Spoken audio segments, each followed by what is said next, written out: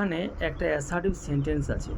সেই অ্যাসার্টিভ সেন্টেন্সটা হচ্ছে I solved A mathematics yesterday. I solve a mathematics yesterday. আমি গতকাল একটি অঙ্কের সমাধান করেছিলাম। তো এখানে আমি আগে এই সেন্টেন্সটার প্রত্যেকটি শব্দের পরিচয় করাই। আইটা হচ্ছে কি, আইটা এখানে সাবজেক্ট হিসেবে ব্যবহৃত হয়েছে। এটা হচ্ছে একটা প্রোনাউন, পার্সোনাল প্রোনাউন। আর সলভড মানে সমাধান করেছিলাম, এটা হচ্ছে ভার্ব। এইটা হচ্ছে আর্টিকেল অ্যান্ড ম্যাথমেটিক্সটা নাউন, আর ইয়েস্টারডে হচ্ছে অ্যাডভার্ব। তো এখানে আমি এটাকে করব ইন্টারগেটিভ সেন্টেন্স, সিম্পল ইন্টারগেটিভ করব। এটাকে আমি আবারও বলি, ইন্টারগেটিভ করা যায় মূলত দুভাবে। একটা হচ্ছে ইয়েস নো কোশ্চেন, আর একটা ইনফরমেটিভ কোশ্চেন।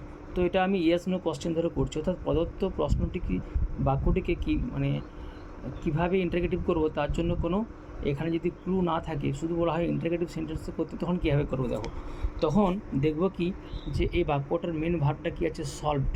আর এই বাক্যটা কিসে আছে, এই বাক্যটা পুরো আছে অ্যাফার্মেটিভে।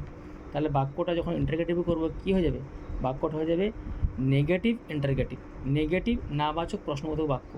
তাহলে আগে এখানে দেখতে হবে কী আছে বাক্যটাতে আছে সলভড ভার্ব, এটা ভার্বের সেকেন্ড ফর্ম। তার মানে এই ভার্বার বিকল্প একটা ডু ভার্ব আনতে হবে। সেই ডু হচ্ছে ডু ভার্ব, আর ডুটার পাস্ট হয় ডিড। তাহলে ডিড নট, প্রথমে করব did not, did not, did not.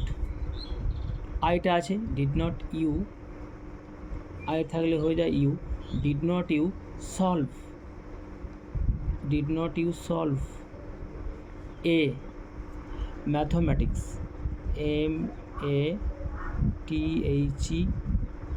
MATHEMATICS, did not you solve a mathematics yesterday। এবারে করবো yesterday, YESTERDAY, অ্যান্ড লাস্টে হবে জিজ্ঞাসা চিহ্ন। তো কী বললাম, did not you solve a mathematics yesterday. দেখো এখানে সলভ করলাম কেন, বিকজ এটা তো পাস্ট টেন্স আছে সলভড, আমি যেন ডিড নট করেছি, পাস্ট টেন্সে আছে বলে ডিড নট, অতএব এটা সলভ হয়ে গেছে, তাই এটা ভার্বের 1 নম্বর ফর্ম বসলো। তো এইভাবে আমি এটাকে সিম্পলি একটা ইন্টারগেটিভ সেন্টেন্স করলাম। কোন বাক্যটাকে না, I solved a mathematics yesterday. Question কী হয়ে গেলো, did not you solve a mathematics yesterday. তো এটাকে এবারে যদি বলে দেওয়া হয় প্রশ্নের মধ্যে যে I solved A mathematics yesterday, এই বাক্যটাকে হোয়ার না হোয়াট দিয়ে একটা হোয়াট দিয়ে এটাকে করতে হবে ইন্টারগেটিভ। তখন আমি কী করবো, হোয়াট মানে কি, তাহলে এর প্রশ্নটা কি হয় যে গতকাল তুমি কি সমাধান করেছিলে, উত্তরে আসবে একটি অঙ্ক, এ ম্যাথমেটিক্স। এটাকে আমি বাদ দেবো, এটার এগেনস্টে নিয়ে আসছি হোয়াট। তো করি, তাহলে কী হবে, প্রথমে WH ওয়ার্ড দেবো। তো এটা কী হবে, প্রথম হবে WH ওয়ার্ড, কী হবে হোয়াট, তাহলে লিখলাম হোয়াট। তারপরে কী হবে, হোয়াট ডিড, আয় থাকলে হয়ে যাবে you, what did you solve yesterday.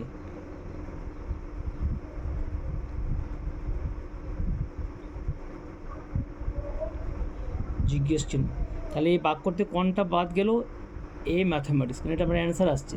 What মানে হোয়াট ডিড ইউ সলভ, তুমি কি সমাধান করেছিলে ইয়েস্টারডে, গতকাল। তো এইভাবে informative and yes no question আমরা একটা বাক্য থেকে তৈরি করতে পারি। যদি প্রদত্ত প্রশ্নে উল্লেখ করে দেয় যে কি দিয়ে বাক্যটাকে ইন্টারগেটিভ করতে হবে, হোয়াট WH ওয়ার্ড দিয়ে, যেমন এখানে হোয়াট দিয়েছে, তাই প্রশ্নের গঠনটা এভাবে হবে। আর যদি কোনো কিছু উল্লেখ করে না দেয়, প্লেনলি বলে দেয় ইনফরমেটিভ ইন্টারগেটিভ কোশ্চেন করতে, তখন প্লেনলি এভাবে হবে।